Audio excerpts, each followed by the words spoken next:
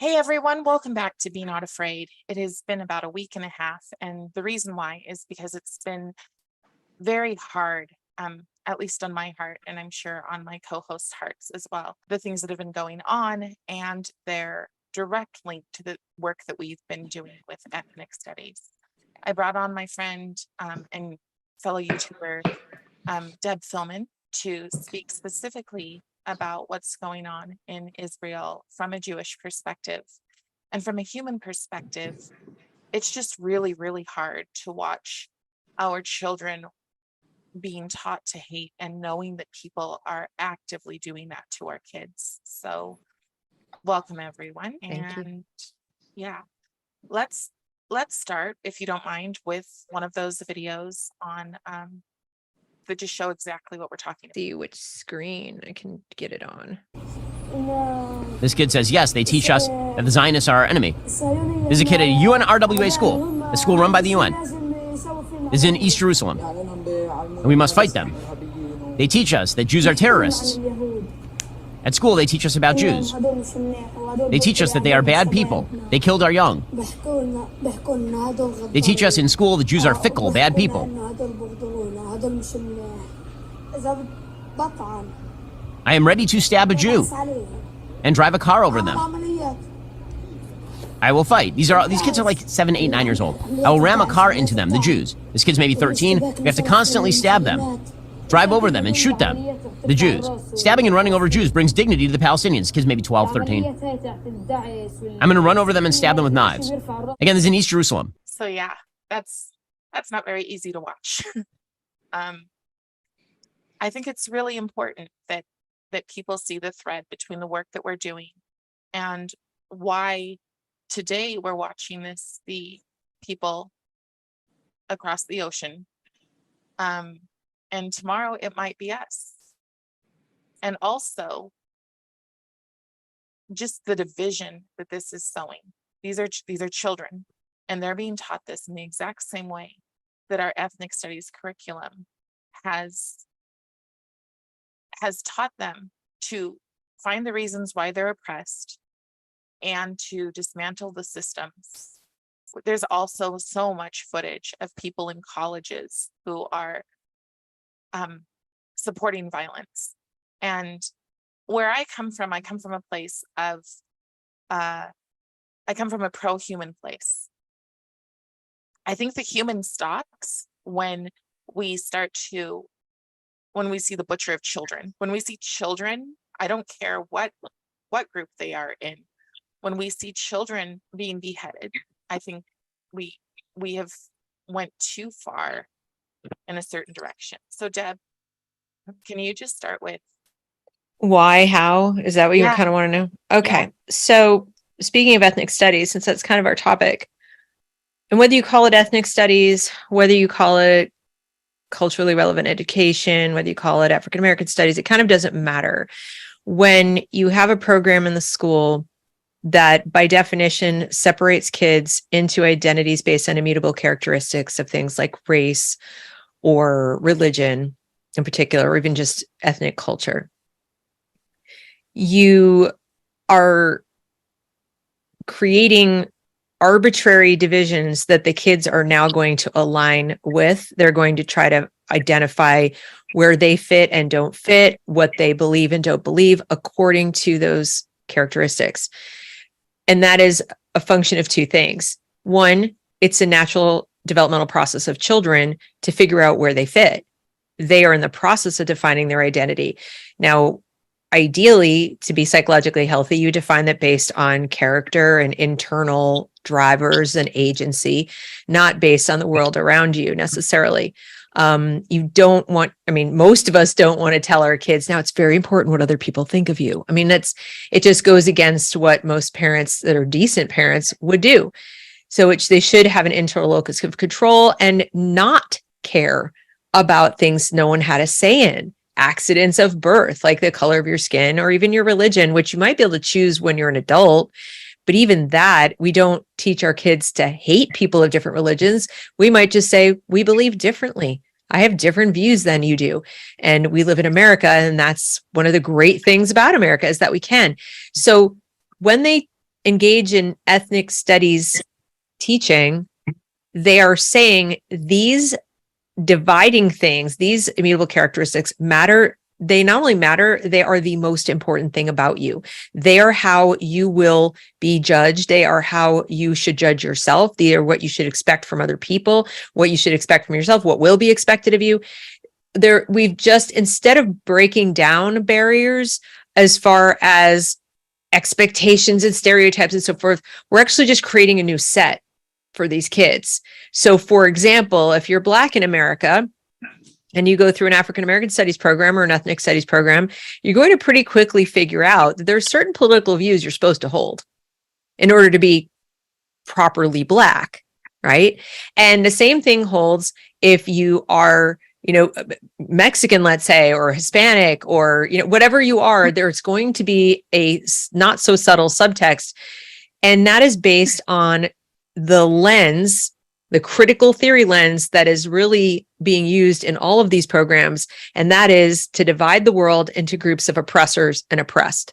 Ethnic studies makes that more granular. It says these are the oppressed and these are the oppressors. They give them different names, colonizers and the colonized, but it's the same concept. And so what we've seen in the last week is we have seen that somebody on Twitter commented on it and she thought it was great. So it was really telling. She said, this is what decolonization looks like. What did you think it looked like? Did you think it looked like essays and letters and so on? And that's what my message to parents is, when you have ethnic studies in your school, they're teaching about the oppressed and oppressor narrative. They're teaching the colonizer colonized narrative, the settler colonial narrative. They're teaching things that are, first of all, opinions, not backed up by fact. In fact, there's quite a lot of fact that refutes this narrative, but your kids don't know that, and your kids don't know to challenge it. So the teacher says it must be true. Mom said, go to school and listen to the teacher. And not only does it work because they listen to the teacher and have no other challenging viewpoint, but it works because it feeds certain emotions, which are very prominent in young, especially adolescents, let's say, but also in children.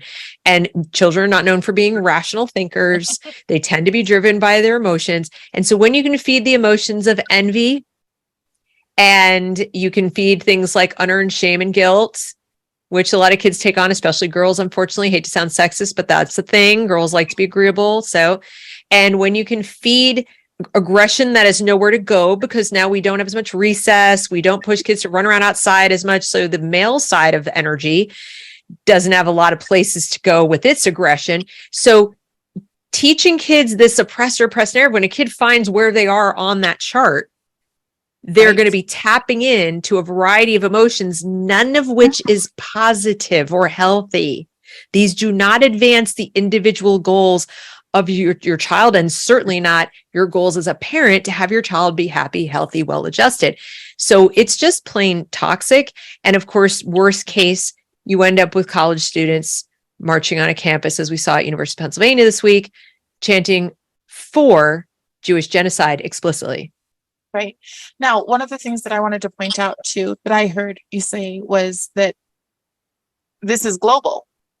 Yes. And it is. It's going. I was watching yesterday on Peter Boghossian talking about this happening in India and this happening in Israel, and obviously it's happening in all of Western society. It's also happening in Africa. It's everywhere. What is so tragic is how many people probably died who were at a peace concert. And if I had to guess, and please, I beg of you, do not hear me saying that they deserve, nobody deserves what happened to them. But I would bet that they were absolutely shocked, like more shocked than anybody what was happening to them, because my guess is that they were educated in much the same way. I know for a fact there's a couple right now in captivity in Gaza who had dedicated their senior years to picking up Gazans at the border and driving them to Israeli hospitals for treatment. There's a Jewish couple that had dedicated themselves to those kinds of peaceful actions of togetherness and neighborliness and so forth with their Palestinian neighbors.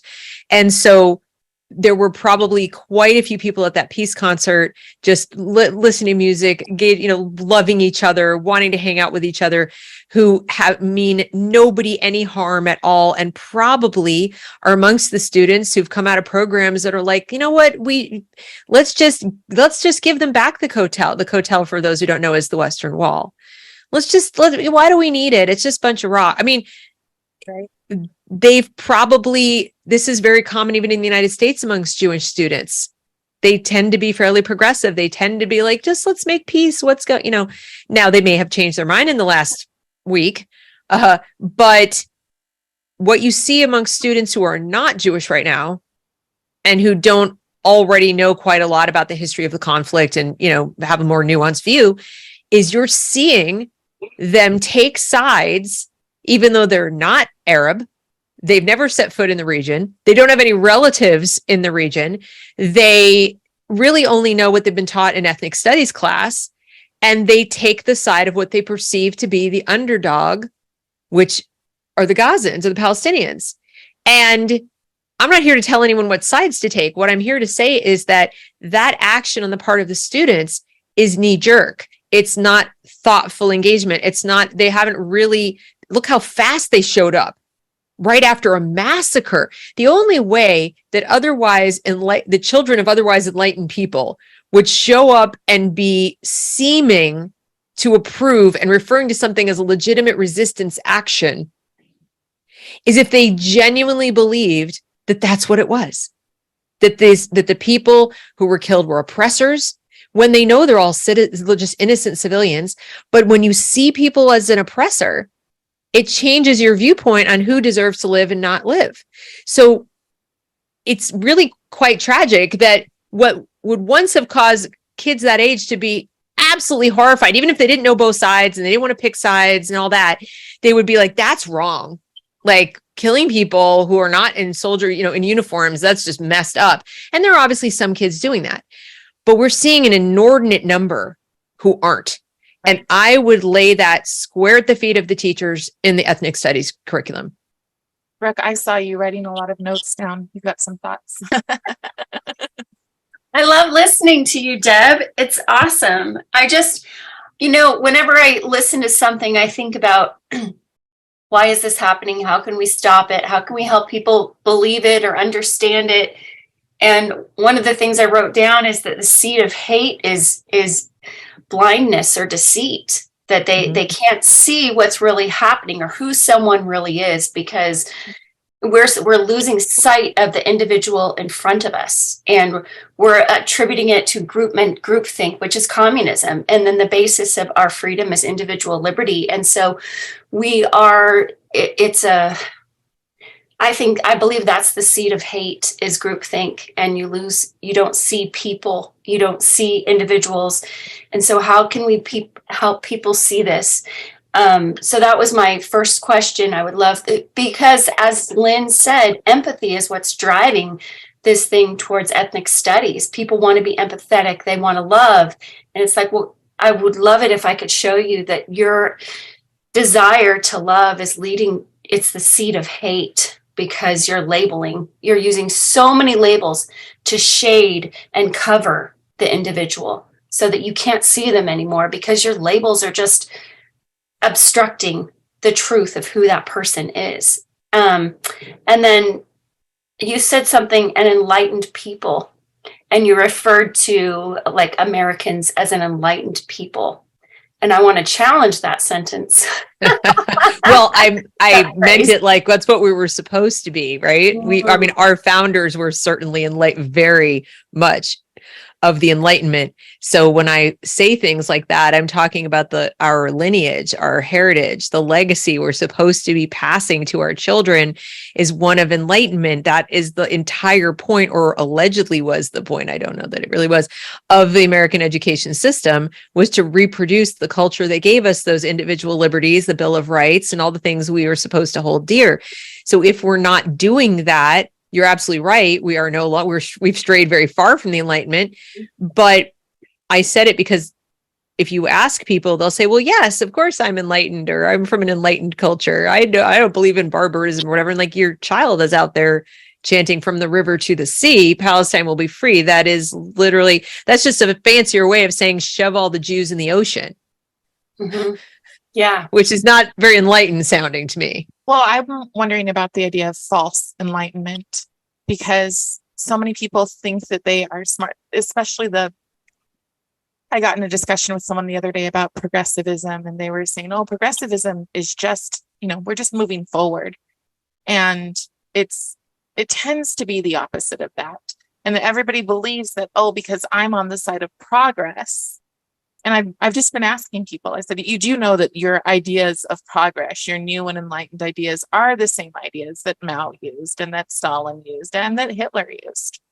So all of these things that we're putting in front of our kids, and we're saying, oh, if you believe this, if you agree with this kind of thing, then you are enlightened. Now, something else that I saw, because I'm a regular follower of Deb's, she was talking about somebody who was talking about the new critical race theory. And they were saying that the original people to be in America are the Moors.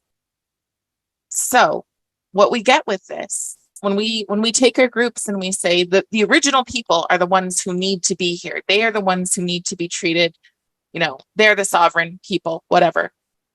Okay, well, most people in America are going to say, well, then, so it goes back to the Native Americans. And like I said, the last time we were talking, they're now pulling kids out of history class so that they can have their own history. And I'm pretty darn sure that's going to lead towards land acknowledgements in my little tiny small town. But once they get that point where they're saying, we demand our land back, right, then the Black community is going to come in and say, oh no, we're the originals because we're from Moorish. And it never, ever ends. Well, it's also kind of ridiculous. I mean, like you said, it never ends, but I would like to challenge the concept of progress. I think what we have going on right now in the world is that dueling definitions of progress, or at least dueling understandings of history. So there are those who believe that the history of humankind is always moving forward, progressing forward, that humans are just on an upward trajectory of getting smarter and better and building and so on. And it just always moves forward. Those are your progressives. They have to rewrite a lot of history and ignore a lot of things to believe that, but they do believe it. And then and there's a long tradition of people who believe that. And then you have those who think history is a lot more organic, has a tendency to go in cycles. They're not perfectly prescribed cycles, but that human beings are human. In other words, we have free will. We have the capacity to be incredibly good and the capacity to be incredibly awful. And that certainly modern history has shown us, the 20th century in particular, that when we lean too heavily on the progressive side of thinking that we can use science and technology and human ingenuity to make everything better, like to just sort of shape the environment and shape people and train people. And like, we can make utopia if we just work hard enough at it.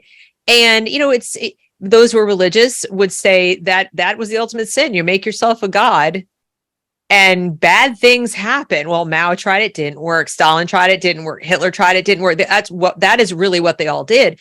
And I think what we have now is we have a similar thing of, you have people saying, if we can just teach everyone to have the right thoughts and the right attitudes about things, we can make the world better. And in fact, they're just leading us inexorably towards the same conclusion, which is that humans gonna human, and human nature cannot be trained by these kind of things, and in fact will rebel.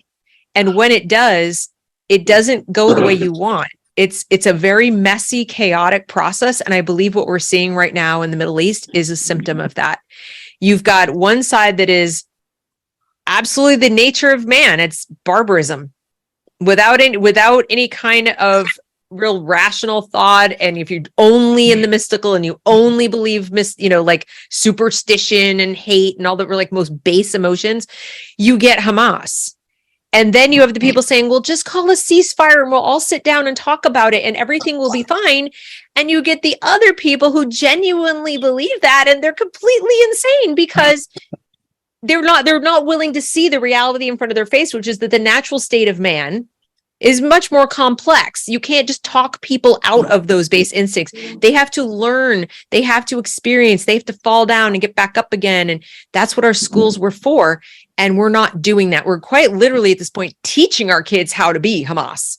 We're Right. teaching them how to think in the same, ritualistic land acknowledgements, my feels, my truth, your truth, all this superstition, stereotyping. That is primitive. It's primitive. So in this twisted paradox, like, we'll tell people what to think and everything will be better. They're actually going backwards, not forward. Right. Yeah. I look at it as savagery. It is. It's just What it is. the point that only the most evil people will sacrifice others. And we are teaching our kids that people are disposable. This is People aren't people, in point of fact, is what we're teaching them. yes. That some people are, like with Animal Farm, some animals are more equal than others. That if you listen to Hamas, they will tell you Jews aren't people. They describe just like the Nazis. I know people don't like these comparisons, but it is apt. Yep. The reason the Nazis were able to do what they were able to do was an actual lengthy, slow drip dehumanization of Jews, and not just Jews, right? First they come for the Saturday people, then they come for the Sunday people. So, they start there and they describe Jews as unclean. They compare Jews to dogs, pigs, vermin, etc. When you listen to Hamas, they do the exact same thing. There's no difference. They're using the same playbook. Now, the difference I see now between the Nazis and Hamas is, and this is going to sound very strange, the Nazis knew what they were doing was wrong, right? But they just wanted to do it anyway. That's why they hid it, covered it up, lied about it, sequestered the camps away in Eastern Europe, where, maybe people won't notice. Oh, there were camps, Arbeit Macht Frei, right? They kind of knew, but they wanted to do it anyway. And they did it in a very mechanistic way to try to sanitize things. So it's still completely evil. Don't hear me wrong. Hamas derives joy and glory and absolute, you can see the ecstasy in their videos. And when they talk about killing, that is why I think it's savagery. So there's a kind of absolute brutality and man against man that you saw in the Nazis. And this is savagery. This goes back to 10th century Bronze era thinking of where I would bet if you did IQ tests on most of those people, we're talking maybe 80. If you're lucky, maybe they're 80. So these are not people capable of rational thought, period. And that's not to say they deserve to die. That's not what I'm saying. The perpetrators deserve to die. Their children don't. But what I'm saying is that you can't reason with them. You're not going to sit down and have a chat about, please don't do this anymore. Let's have peace. They don't want peace. They don't want to share land. They don't even want the land of Israel, guys. It's not about land. This is about reestablishing a caliphate. This is about bloodlust.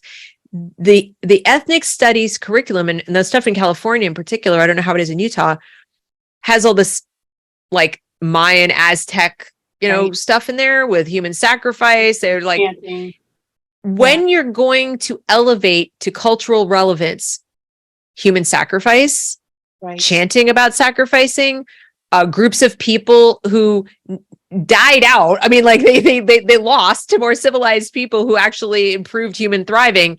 And you're going to elevate that to the same level. What is the message the child gets? All values are equal. All right, ways of looking at humans are equal. And then if they establish an identity, they'll say they're Hispanic, Mexican, something. Let's say they decide that there's somehow more glory. I feel better about myself and whatever my circumstances are if I feel like I'm descended from an Aztec warrior who sacrificed my enemies or sacrificed people who are weaker than me. Now I feel strong. Who knows what's going to go on in the mind of an adolescent? And I want to join together with others and chant and all this. What's to stop them from acting on that? So it starts as just a thought. Then it becomes a feeling. Then it becomes what? What is it? What happens next? Hamas didn't start off as Hamas either. So all these things start as ideas and then they take on lives of their own. And I would tell you that the people teaching and advocating for ethnic studies, not the ones who are lobbying for it, not the protesting people. They know perfectly well what it's for because they're Marxists, hardcore, and they'll tell you. I'm talking with the nice people in Sacramento and the nice people in Salt Lake City or wherever, and they're just like, this is important so we can all love each other better and just be like more inclusive. And, they think they're being so enlightened and loving and worldly, and they haven't sat back and said, hang on a second, would we want to go back and live in the Aztec world? Like, is their culture really legitimately equal to Western European culture? And why are we so embarrassed to say no? We never used to be embarrassed about that. We'd say, no, of course not. They sacrifice virgins. That's horrible. I'm so glad they don't do that anymore. Let's continue with our lesson. Instead, we're telling them like it's mean to say that modern man or European society is better or worse. How is that mean? I can put on pants and get a job and decide if I want to have babies or not. Good luck to someone in Gaza. The 18th article of the Hamas charter says women belong in the home and making babies. That's today, 2023. So, I mean, kids don't know about it because they don't know. They're pawns. They're soldiers. How dare you judge?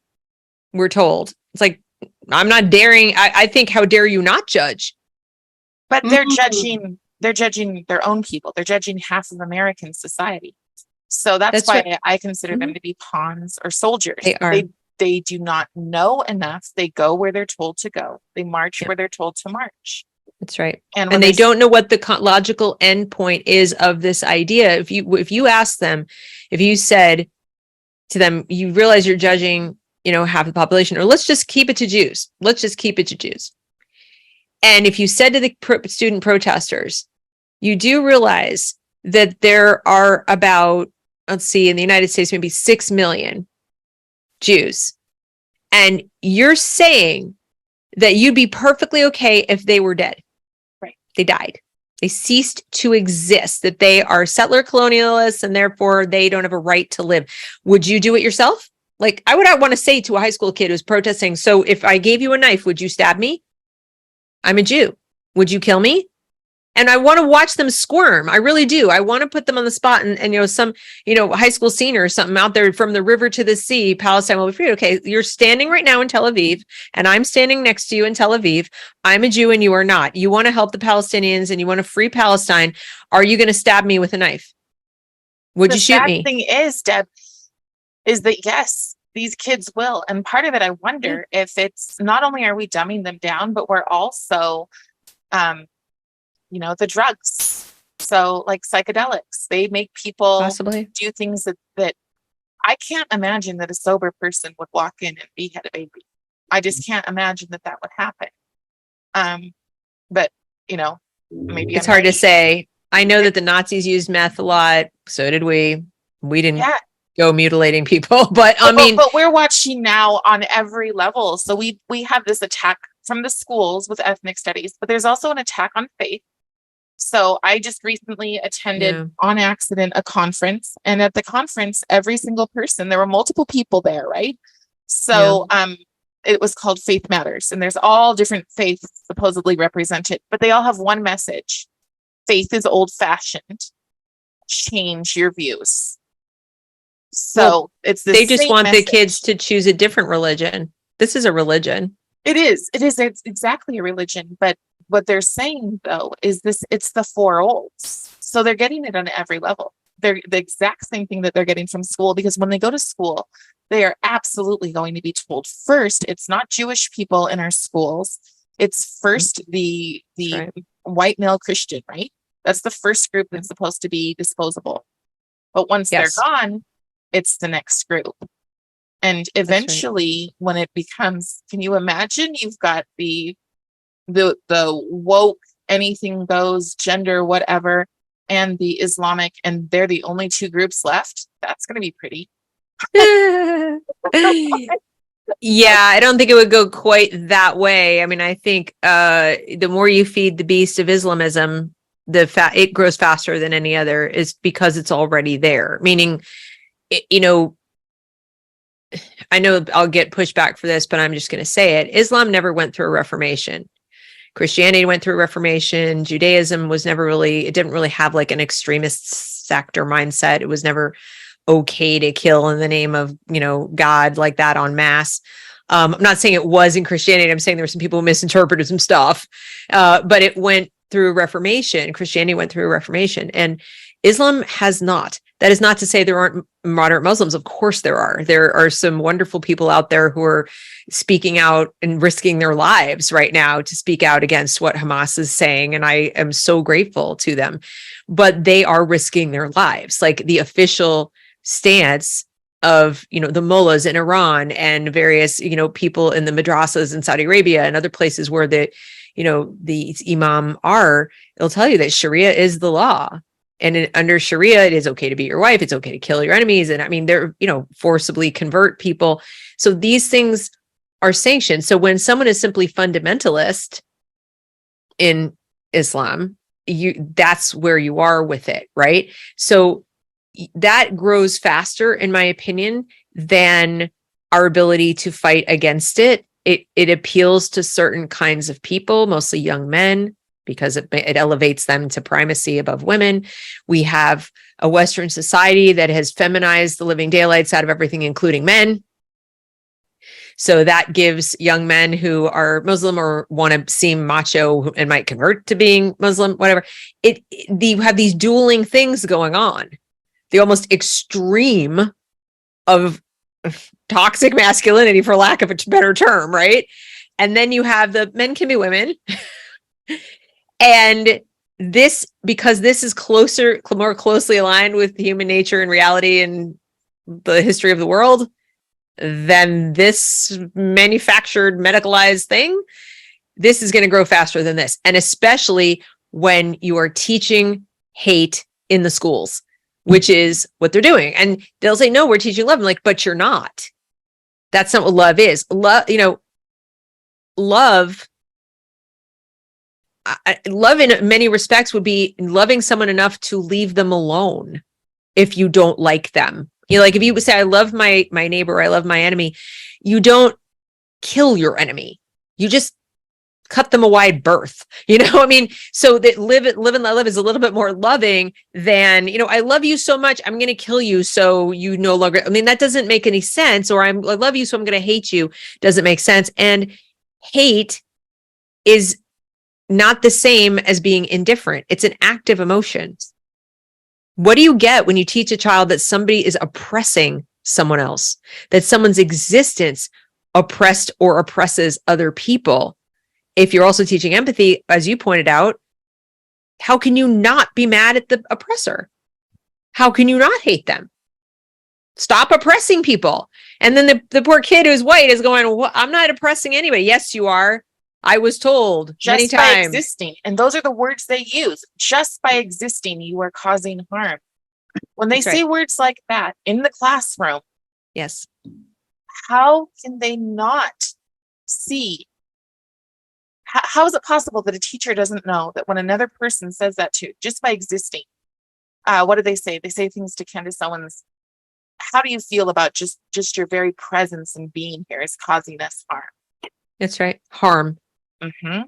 I've had people say the same thing to me. Oh, you not completely supporting everything that we do and everything that we want to do makes you an evil person, makes you a transphobe, makes you whatever. And I'm like, I don't agree with that, because half of the reason I don't agree with the things that I don't agree with are because there's such things as the D-trans community. Well, I think. Oh, yes. Sorry. No, go ahead. Go. I think it's matter of we have lost the ability to use the terms good versus evil because of moral relativism. We can't say this is good, this is evil. That's right. And so just a second, please. It's okay. We're all moms, we have kids. I'm sorry, they just got home from school, so I just had to tell them to wait a minute. It's okay. It's all good.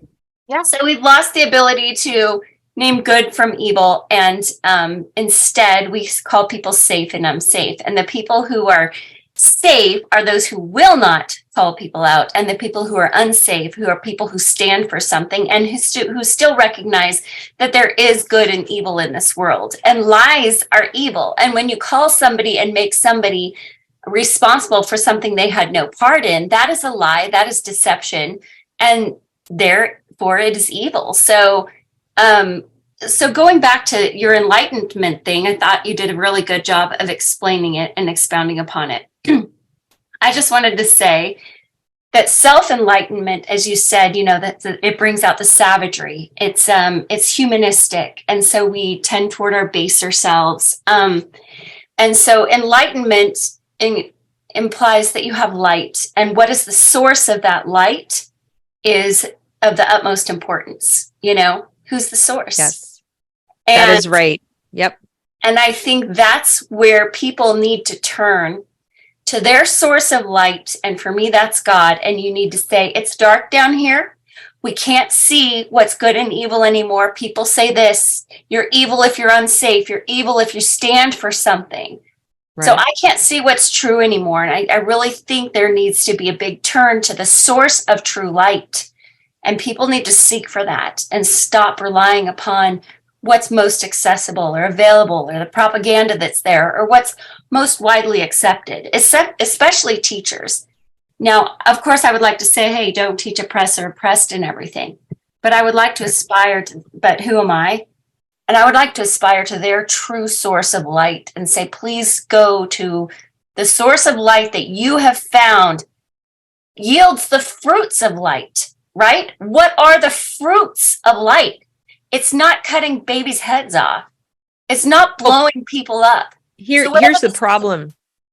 Yeah, but here's the problem. And we really do have to have a conversation about this because there are woke churches and there are woke pastors and there are people who are actually bastardizing the scripture and all that in the gospel and the Old Testament as well to fit to this narrative. And here's the thing we need to understand historically is that the same ideas that are underneath these, woke ideas, the postmodernists, are of the Enlightenment. So in other words, the Enlightenment era gave birth to our founders and all kinds of wonderful things and science and, reformations of religion and stuff like that.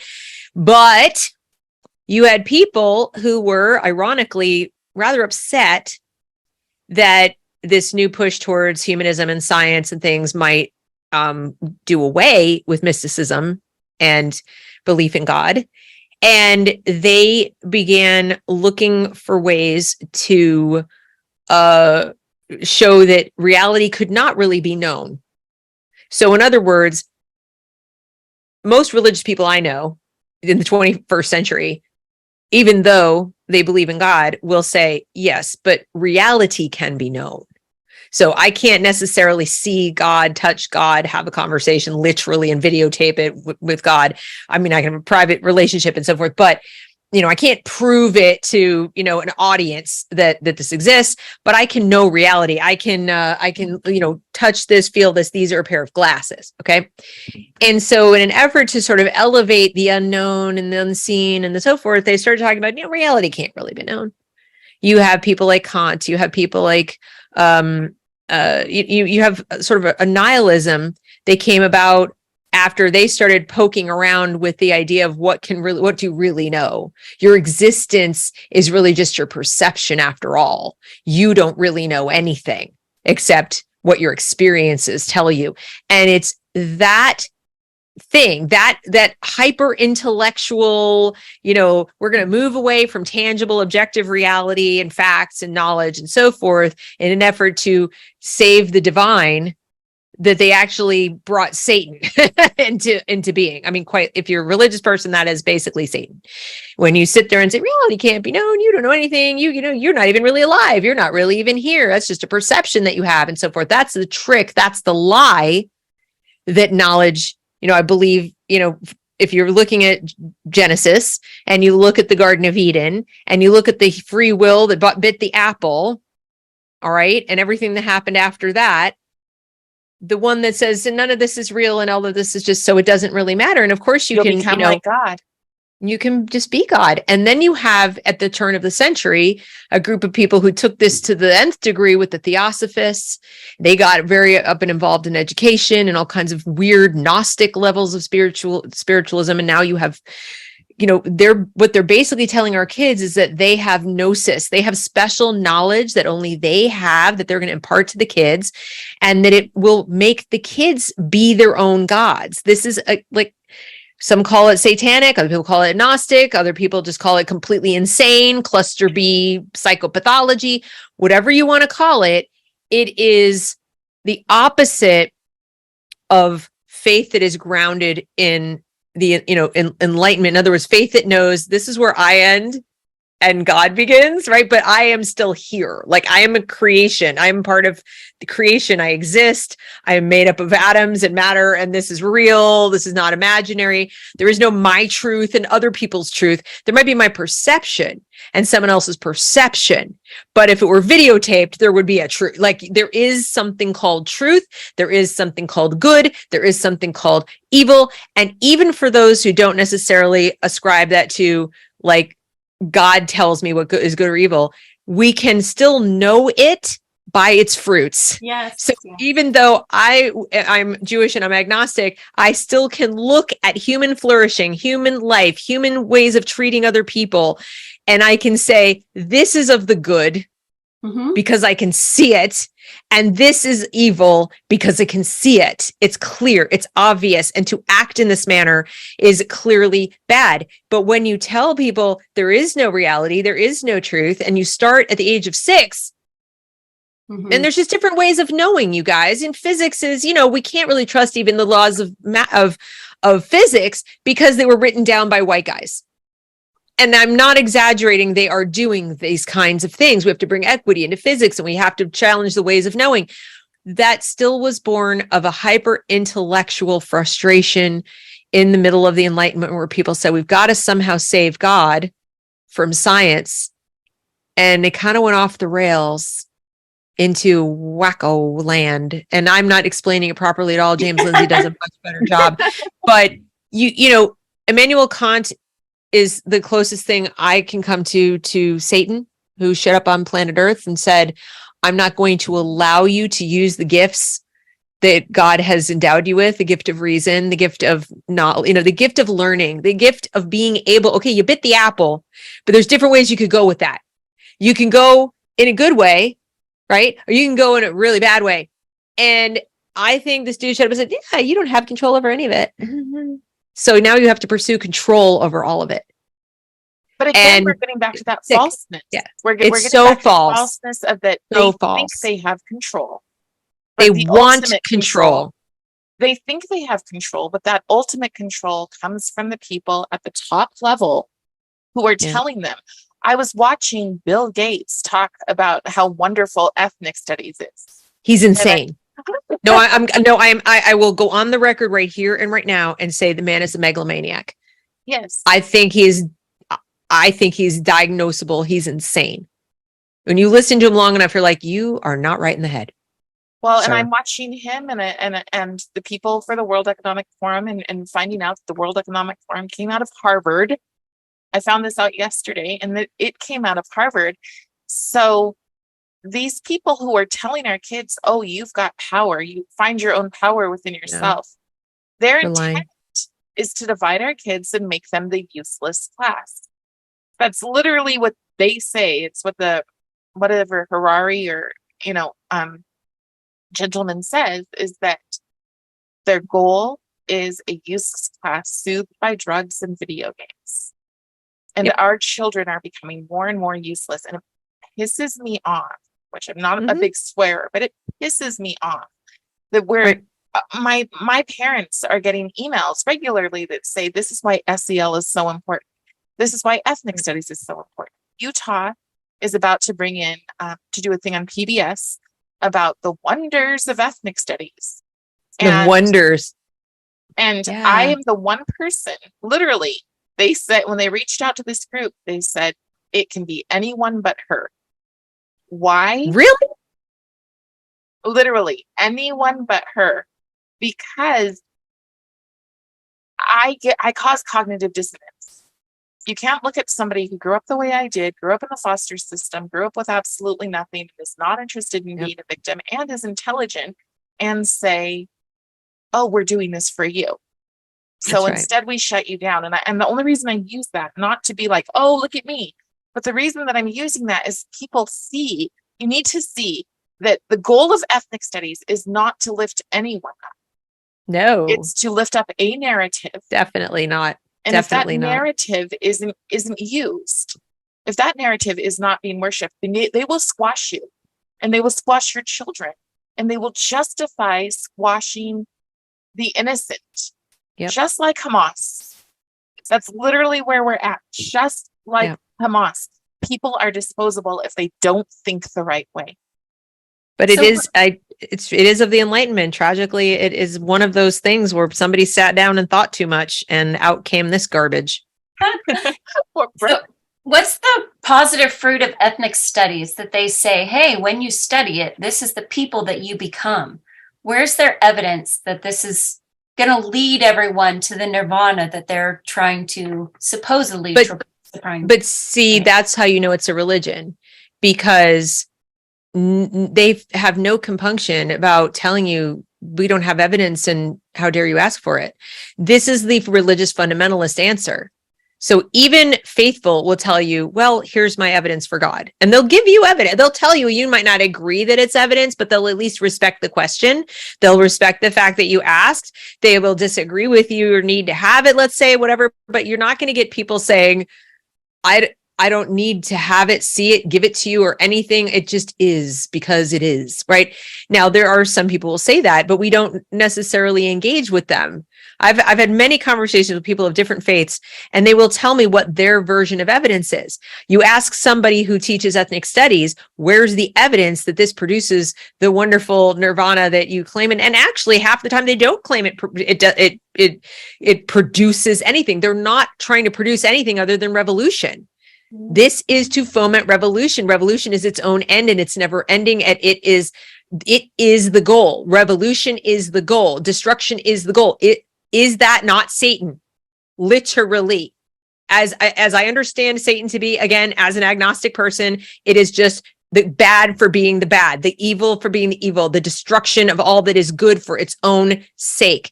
That's what decolonization is. That is what ethnic studies is leading towards, because revolution, I think it was just, imagine a wheel spinning and spinning off into space. It doesn't end anywhere. It's not even trying to create utopia. Now, the people over in the WEF claim that they're trying to create a better world and utopia and so forth. But what they're doing is playing with fire.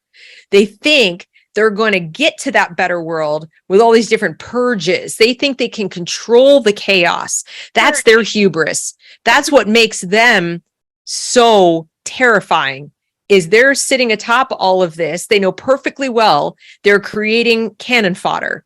Little revolution here, a little revolution there. We'll kill off 1 million people here. We'll kill off 1,000 people there. We'll kill however many we kill off. And when the dust settles, only the strongest, the best, the most productive, the most smart, whatever will be left.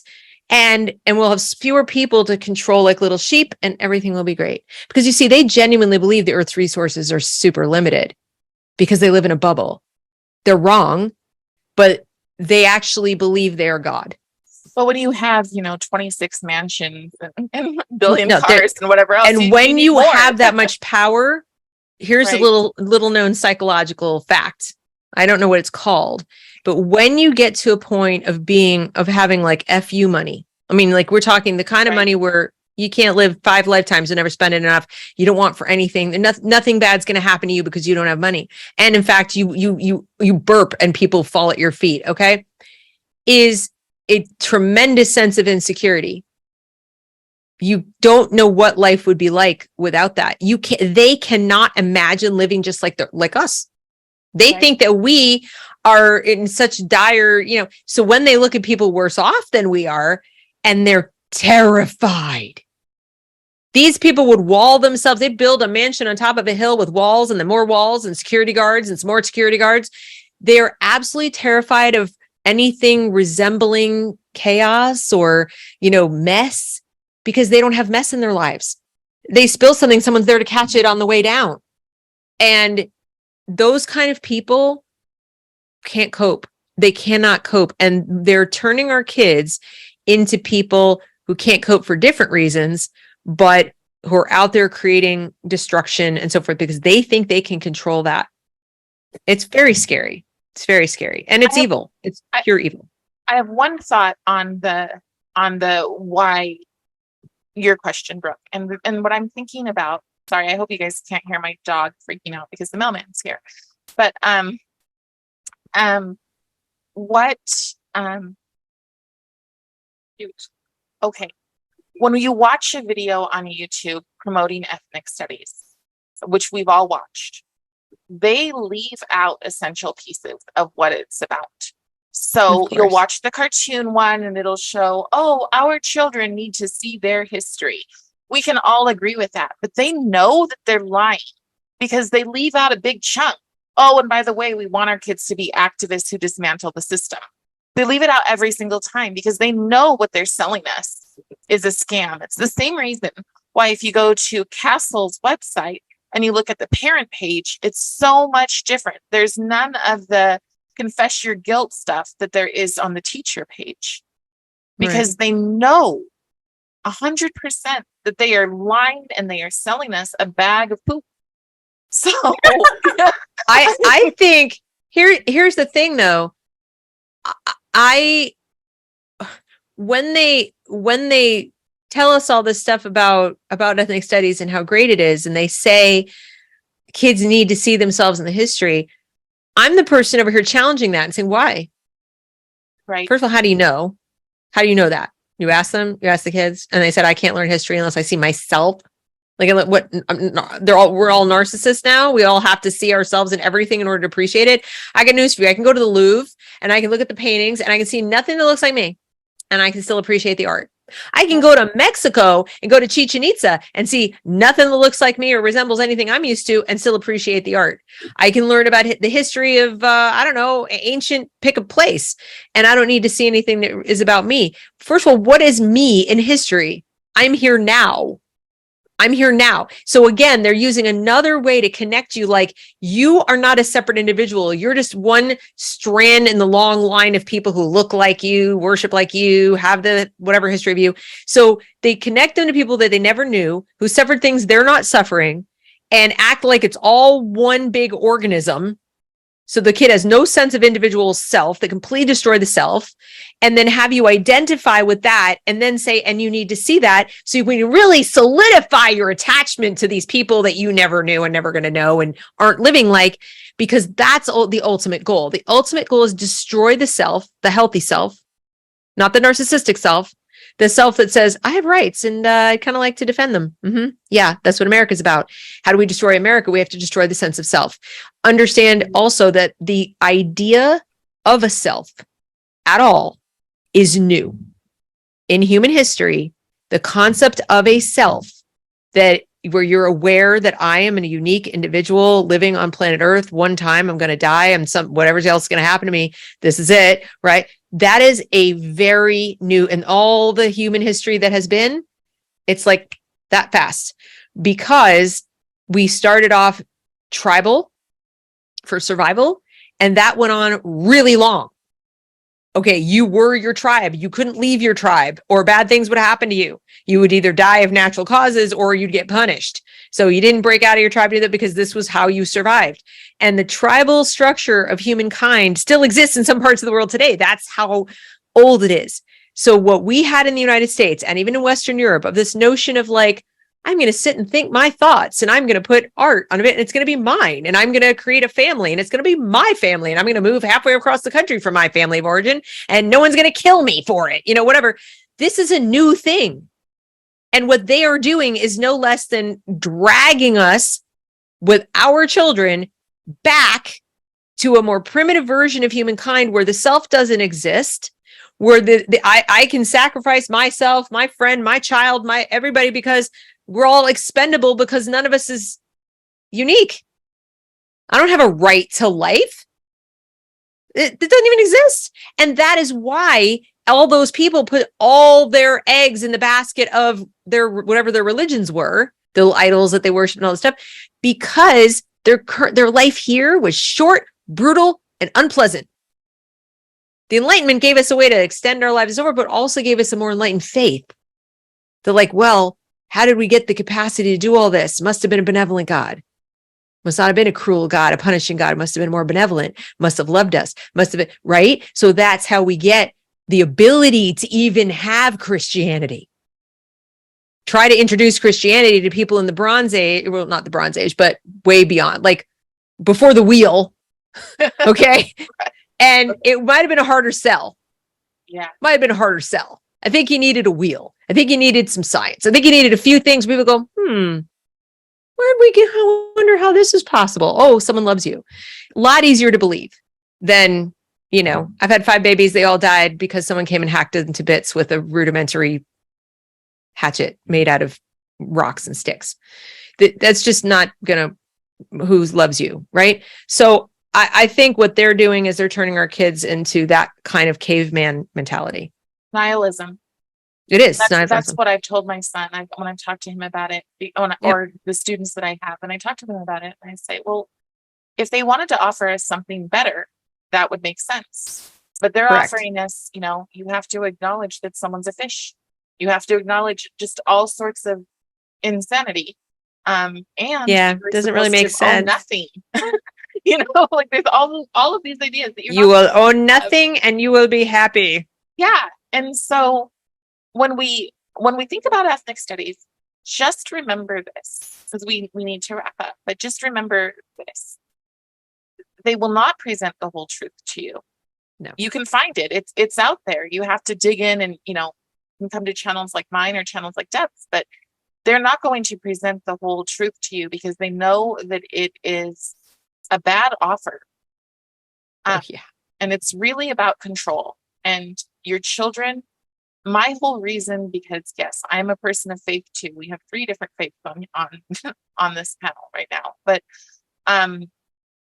my whole reason is that they want to strip and remove what's called the 4 olds. Old traditions, old values, old customs, old religions. They want to remove all of those things and replace them with something that is just unpalatable. So it's very dangerous, and it's global. Yeah. And it's global. It's everywhere. But if you want to know where it ends, take a look at a place like Israel right now. That is exactly right. That's exactly right. What they've done. Well, thank you so much for coming on, Deb. I really appreciate it. You're welcome. I don't know if I helped anyone understand what it is, but I mean, suffice to say, it is poison and your tax dollars should not be used on it. And you should get your kids away from it as best you can, because there's nothing good about it. Where do you live? I live in North Carolina. So here we don't have specifically ethnic studies, but we do have sort of an African-American studies curriculum, which is pretty much, it's similar. It's just emphasis on Black history.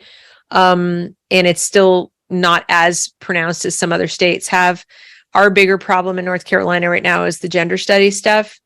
It's huge here. Oh, yeah. And from preschool on, and lots of money, and BLM. Those 2 things in our schools are really big. Yeah, my friend lives in North Carolina. She's telling me what it's doing to her kids. Yeah, it's bad. My kids aren't my daughter's homeschooled now. So because I'm not taking my chance. And the thing is, she doesn't buy in any of this junk, but I don't want her wasting her time sitting there being berated and treated like garbage. Yeah. Here it's about 10 minutes of instruction and 50 minutes of social interaction at school for each class. So dumbing down our kids, it's a whole nother conversation.